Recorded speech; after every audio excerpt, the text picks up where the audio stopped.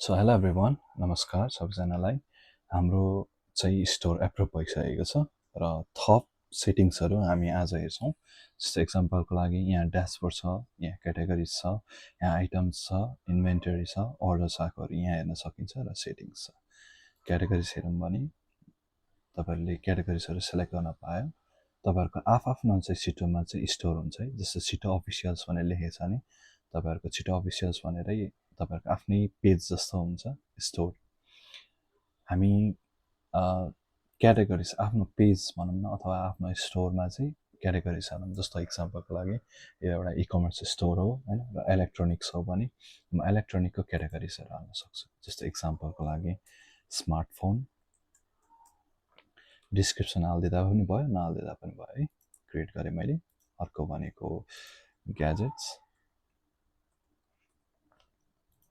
अर्को भनेको तपाईँको के भन्छ साउन्ड होइन, स्पिकर्स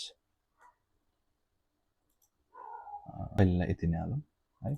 सो तपाईँहरूलाई चाहिँ अब के गर्न सकिन्छ भन्दाखेरि जस्तो तपाईँले मुभ पनि गर्न पाए तपाईँहरूको चाहिँ स्टोरमा चाहिँ क्याटेगोरिज हुन्छ। आफ्नो छिटोको स्टोर पेजमा चाहिँ क्याटेगोरिज हुन्छ। जस्तो मलाई स्मार्टफोनको ठाउँमा स्पिकर्स राख्न मन लाग्यो भने म यसरी क्लिक गरेर होल्ड गरेर यसरी राख्छु। त्यो सेभ गर्ने बित्तिकै त्यो अनुसारले पोजिसनमा राख्छ। तपाईँको चाहिँ यो चाहिँ कहाँ डाइरेक्टली इम्प्याक्ट हुन्छ भन्दाखेरि तपाईँहरूको आफ्नो स्टोर छिटो स्टोर पेजमा हुन्छ है त।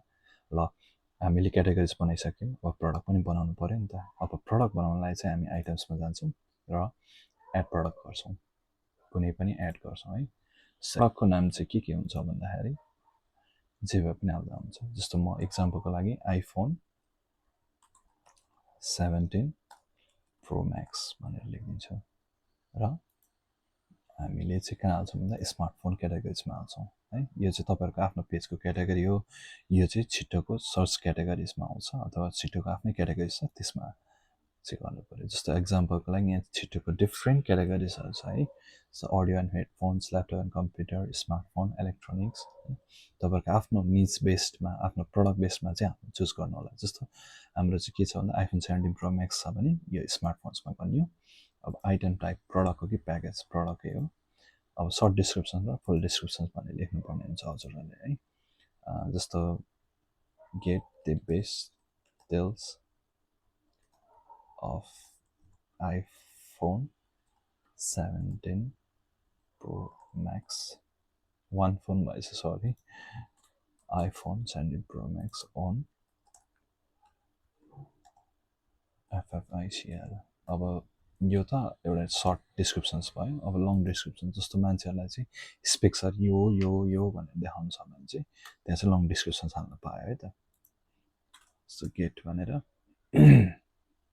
अब हामी इमेज हालौँ, कुनै पनि एउटा फोटो। जस्तो इक्जाम्पलको लागि म के हाल्छु भन्दाखेरि एउटा प्रडक्ट हाल्छु। जस्तो इक्जाम्पलको लागि म एडिडास भनेर इमेज हालेँ। यो चाहिँ तपाईँको के हुन्छ भन्दाखेरि तपाईँको प्रडक्टहरू फोटोहरू हुन्छ है त। जस्तो यो पनि हाल्यो भने दुईवटा मल्टिपल हाल्न पाइयो। सो इक्जाम्पलको लागि म यसलाई मुभ पनि गर्न सक्छु, पोजिसन्स यता पनि ल्याउन सक्छु। यो भनेको चाहिँ डाइरेक्टली तपाईँको प्रडक्टहरू चाहिँ युजरहरू कस्टमरहरूले चाहिँ देख्ने इमेजेसहरू कुन चाहिँ अगाडि देखाउँ भन्ने कुरा मात्रै हो। अब अरू थप कुरा पनि हेर्छौँ हामी। जस्तो फिचर्ड, हेज भेरिएन्सहरू पनि हेर्छौँ। तर अहिलेलाई चाहिँ यो हेरौँ। जस्तो अब बेस्ट प्राइस, तपाईँको एक्चुअल कस्टिङ प्राइस कति भयो त। जस्तो इक्जाम्पलको लागि 1,94,000 भनेर लेखेँ। अब यसलाई म के गर्छु भन्दा सेलिङ प्राइसमा चाहिँ 2 लाखै बनाइदिनु पऱ्यो। एसकेयु हाल्दा पनि भयो, अप्सन बनाउँदा पनि भयो। जस्तो तपाईँहरूको इन्भेन्ट्री कतिवटा छ त, 20वटा छ, 20 यो भयो। अब हामी कस्टम एट्रिब्युट्सहरू पनि हेर्छौँ है त।